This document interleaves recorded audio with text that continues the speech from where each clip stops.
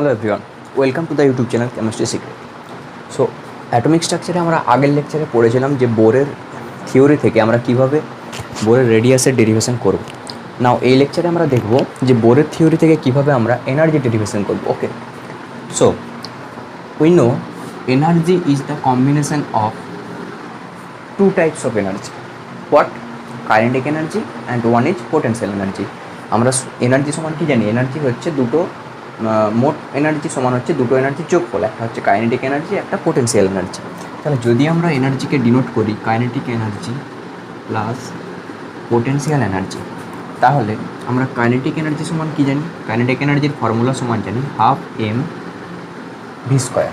ওকে, তাহলে কাইনেটিক এনার্জির ফর্মুলা আমরা কি জানি? Half M V square. আচ্ছা, আর পোটেনশিয়াল এনার্জির ফর্মুলা কি জানি? এটা আমি আসছি। তাহলে যদি আমরা লিখি যে কাইনেটিক এনার্জি সমান হাফ এম ভি স্কোয়ার, আবার আমরা আগের টপিকে দেখেছিলাম কি যে centripetal force equal to centrifugal force, না M V square by R equal to Z E square by R square.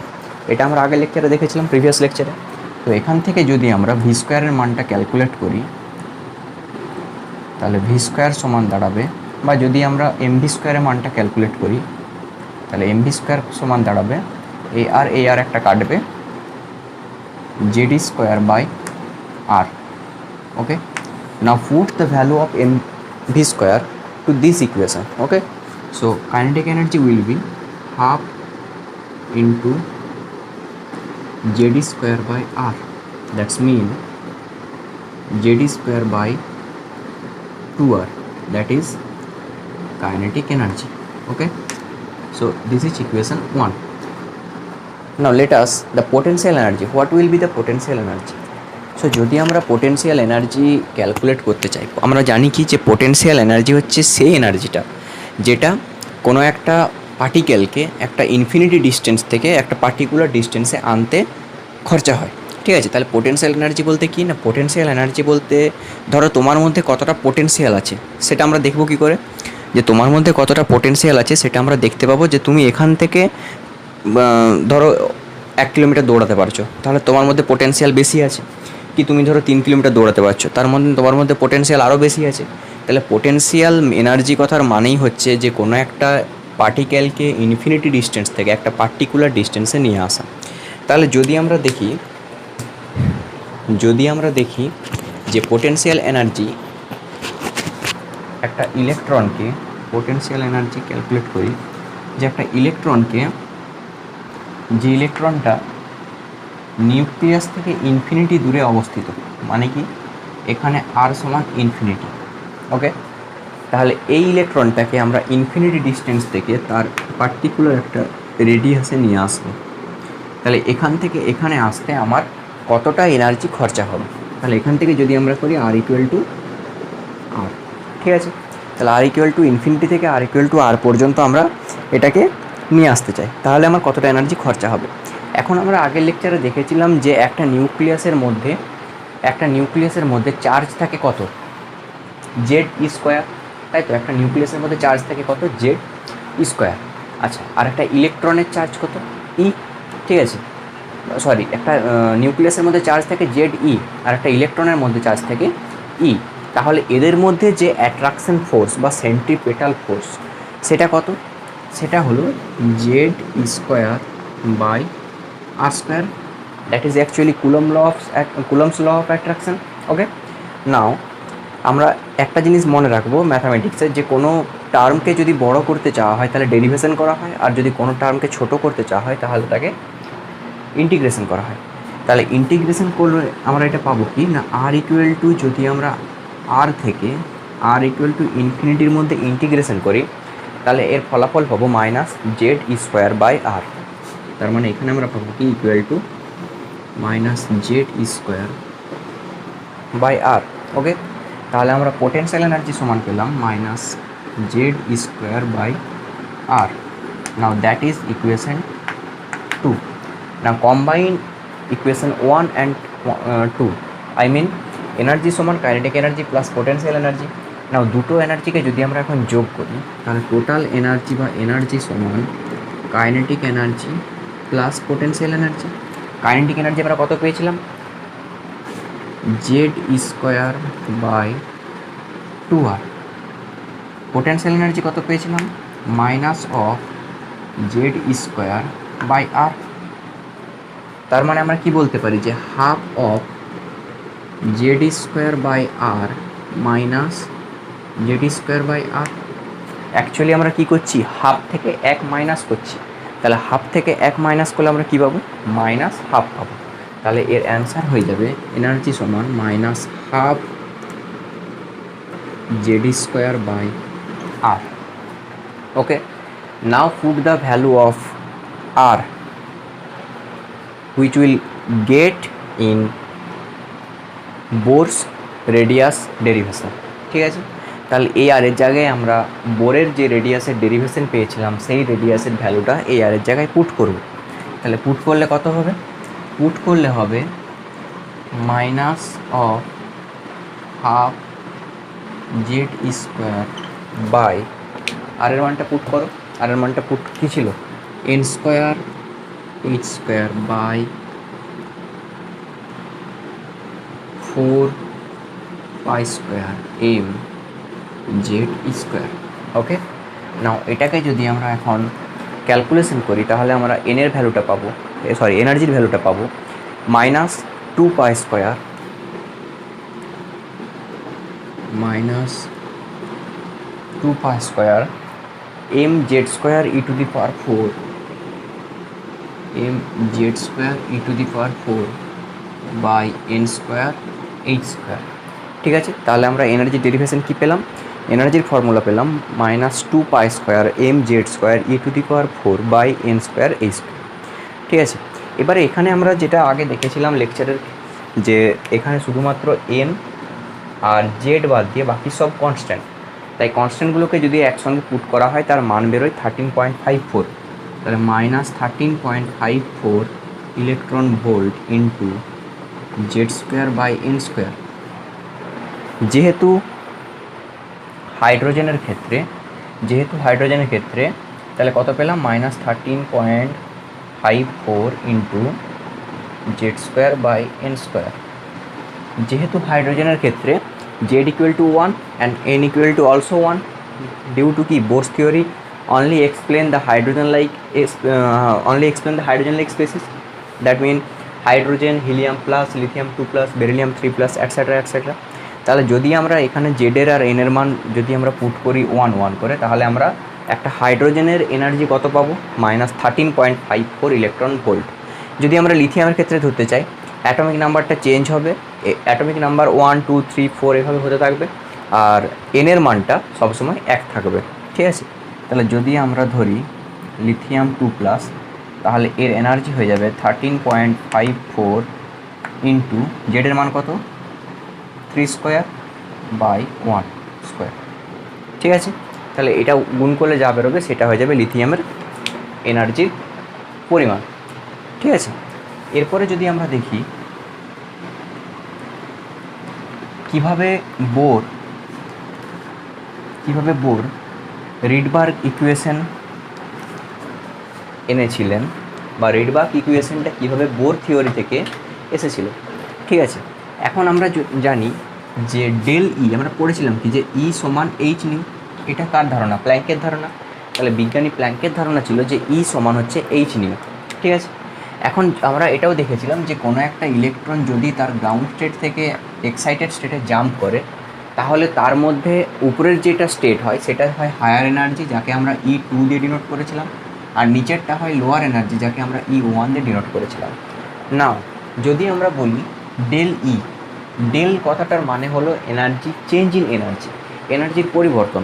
তাহলে এক্ষেত্রে এনার্জির পরিবর্তন কত, অবশ্যই ডেল ই সমান E2 মাইনাস E1, তাই তো।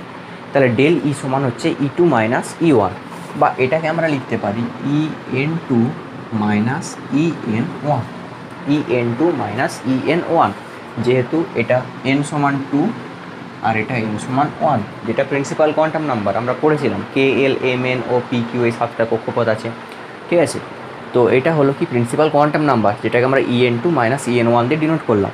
এবারে যদি আমরা লিখি, এবারে যদি আমরা করি যে এনার্জি ডেরিভেশন, আমরা যদি দেখি এনার্জি ডেরিভেশনে আমরা কত পেয়েছিলাম, এনার্জি ডেরিভেশন পেয়েছিলাম 2π² mz² e⁴, 2π² mz² e⁴ divided by n² h²। এই এনার্জির ফর্মুলা আমরা এখানে পুট করব। তাহলে আমরা এখানে পাবো কি না, আমরা এখানে পাবো দেখো EN2, এন এর মান এখানে 2 কিন্তু, ঠিক আছে, আর এখানে এন এর মান হলো 1। এবারে যদি আমরা এই ফর্মুলাটা পুট করি তাহলে আমরা পাচ্ছি 2π² mz² e⁴, মাইনাস সাইন অবশ্যই আছে, মাইনাসটাকে আমরা ব্ল্যাক কালার লিখে দিই যাতে বোঝার সুবিধা হয়, by n² h², n² h² এই ফর্মুলা ছিল। এবারে যদি আমরা এই দুটো এনার্জির ডেরিভেশন থেকে n1টাকে ভিতরে রেখে বাকি টার্মটাকে যদি বাইরে কমন নিয়ে নিই, আমরা কমন নিচ্ছি 2π² mz² e⁴ বাই h², তাহলে আমরা এখানে লিখতে পারি কি 1/n2², যেহেতু এখানে একটা নেগেটিভ এখানে একটা নেগেটিভ, তাই এটা হয়ে যাবে প্লাস 1/n1², ঠিক আছে। তাহলে আমরা কি পেলাম, আর এটা মাইনাস থাকবে, সরি এটা মাইনাস হবে, হ্যাঁ। তাহলে কি বললাম, যদি আমরা এখানে মাইনাস টার্মটাকে, যদি আমরা এখানে মাইনাস টার্মটা বাদ দিচ্ছি, যদি আমরা এখানে এই টার্মটা কমন নিয়ে নিই তাহলে আমরা এখানে পাবো কি মাইনাস অফ 1/n2², আর এই মাইনাস আর এই মাইনাসে গুণ হয়ে হবে প্লাস 1/n1², যাকে আমরা এভাবে লিখতে পারি 2π² mz² e⁴ বাই h² ব্র্যাকেটের মধ্যে 1/n1² মাইনাস 1/n2², ঠিক আছে। এবারে আমরা যে রিডবার্গের প্রথমে ইকুয়েশনটা পড়েছিলাম সেটা ছিল কি নিউ বারের সাথে বা ওয়েভ নাম্বারের সাথে রিলেশন, যে নিউ বার সমান রিডবার্গ কনস্ট্যান্ট মানে r into 1/n1² minus 1/n2²। এখন আমরা এখানে দেখতে পাচ্ছি যে এইচ নিউ সমান, এই যে এইচ নিউ, তাহলে এইচ নিউ সমান কী আছে, এই total টার্মটা 2π² mz² e⁴ by h² ব্র্যাকেটে 1/n1² মাইনাস 1/n2²। যদি আমরা দেখি যে আমাদের টার্গেট কি থাকবে না, এইচ নিউ থেকে আমাকে আনতে হবে নিউ বার, ঠিক আছে, মানে 1/λ। তাহলে আমরা এখান থেকে কি বলতে পারি, এখান থেকে আমরা বলতে পারি যে নিউ সমান c/λ। তাহলে আমরা লিখতে পারি কি যে নিউ সমান c/λ সমান 2π² mz² e⁴। এবারে কি করব না, এই এইচটাকে আমরা নিচে মাল্টিপ্ল করব, ইকুয়াল চিহ্নের দিকে নিয়ে আসছি। তাহলে এখানে আমরা মুছে দিয়ে এটাকে করলাম h³ ব্র্যাকেটের মধ্যে 1/n1² মাইনাস অফ 1/n2²। ওকে, নাও আমাদের টার্গেট কি, আমাদের টার্গেট হলো নিউ বার করা, nu bar equal to 1/λ, we know very well. Okay, তাহলে আমরা কি করতে হবে, সিটাকে নিচে গুণ করতে হবে, সিটা যদি নিচে গুণ করে 1/λ পড়ে থাকবে, যার মান হচ্ছে কি নিউ বার। তাহলে এখন আমরা কি করব না 1/λ equal to 2π² mz² e⁴ by h³ ব্র্যাকেটের মধ্যে 1/n1² মাইনাস 1/n2², ঠিক আছে। এবারে যদি আমরা দেখি এখানে,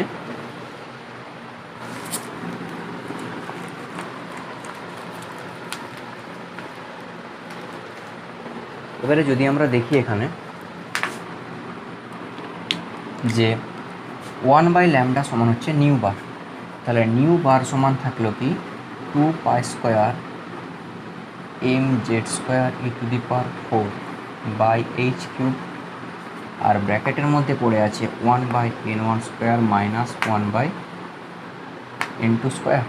ওকে, তাহলে this is the equation which we get from the Balmer series hydrogen line spectrum. ঠিক আছে, তাহলে এখানে যে টার্মটা পড়ে আছে এই টার্মটাকেই বোর বললেন কি এটাই হচ্ছে আর এর মান, বা এটাই হচ্ছে আর ইকুয়াল টু, আর কথার মানে হলো রিডবার্গ। তাহলে এটাই হলো কি রিডবার্গ কনস্ট্যান্ট, যার ভ্যালু হচ্ছে 109737 সেন্টিমিটার ইনভার্স। যদি আমরা এটা পাবো কী করে দেখবো, 2π² mz² e⁴h³ তাহলে পাই হচ্ছে 3.14, এম এর মান হচ্ছে মাস অফ ইলেকট্রন, জেড হলো অ্যাটমিক নাম্বার, যেটা হচ্ছে কি 1 ধরা হয়েছে হাইড্রোজেনের ক্ষেত্রে, ই হচ্ছে ইলেকট্রনের চার্জ, আর এইচ হচ্ছে প্ল্যাঙ্ক কনস্ট্যান্ট। তাহলে এই সব ভ্যালুগুলো যদি পুট করা হয় তাহলে দেখা গেছে বোর রিডবার্গ কনস্ট্যান্টের মানটা 109737 সেন্টিমিটার ইনভার্স পেয়েছিলেন, যা কিন্তু অ্যাপ্রক্স বামার যেখানে ধারণা দিয়েছিল সেই কনস্ট্যান্টের সঙ্গে এটা সমান। ঠিক আছে, তাহলে এবারে আমাদের কোশ্চেন হলো যে এনার্জির ক্ষেত্রে আমরা যে নেগেটিভ টার্মটা ইউজ করেছিলাম, এখানে যে এনার্জির ক্ষেত্রে নেগেটিভ টার্মটা ছিল, এনার্জির ক্ষেত্রে কী টার্মটা হয়েছিল দেখা যাক। তাহলে এনার্জির টার্মটা কী ছিল না, এনার্জির টার্ম ছিল ই সমান মাইনাস অফ 2π² mz² e⁴/h², এটা ছিল এনার্জির টার্ম। এখন আমরা যদি বলি যে এনার্জির টার্মটা কেন নেগেটিভ, বা এনার্জির নেগেটিভ টার্ম হওয়ার ক্ষেত্রে এর সিগনিফিকেন্স কী, ঠিক আছে, তাহলে এখানে আমরা কি দেখব না, এনার্জির যে নেগেটিভ টার্মটা এটা কেন হচ্ছে। আচ্ছা, এখানে n² মিস হয়ে গেছে, n² h², হ্যাঁ, তাহলে এনার্জির নেগেটিভ টার্মটা কেন হচ্ছে না, আমরা প্রথমেই বলেছি যে পোটেনশিয়াল এনার্জিটা কী ছিল না, একটা ইলেকট্রনকে একটা ইনফিনিটি ডিস্টেন্স থেকে একটা পার্টিকুলার রেডিয়াসের মধ্যে নিয়ে আসার জন্য যে এনার্জিটা লাগছে। তাহলে আমরা কি জানি যে আমরা যত উপরের দিকে উঠতে থাকবো এইভাবে, তত তার কী হয়, বা যত সেলটা ইনক্রিজ করছে তত তার এনার্জি বৃদ্ধি পাচ্ছে, এনার্জি ইনক্রিজ করছে, যেটা আমরা এখানে দেখেছিলাম। গ্রাউন্ড স্টেট থেকে যখন ফার্স্ট ফ্লোরে উঠে গেল তখন তার এনার্জি ইনক্রিজ করে গেছে, এনার্জি বেড়ে গেছে। তাহলে যদি একটা মানে লার্জ এনার্জি থেকে আমরা কমের দিকে আসি, তাহলে ধরা হয়েছে কি সেটা নেগেটিভের মধ্যে প্রবেশ করবে। ঠিক আছে, তাহলে এটা হলো first significance energy negative sign হওয়ার। সেকেন্ড সিগনিফিকেন্স হলো আমরা কি জানি যে এনের মান যত বাড়বে এনার্জি তত বাড়বে, মানে এনের সাথে ইয়ের হচ্ছে ডাইরেক্টলি প্রপোর্শনাল সম্পর্ক।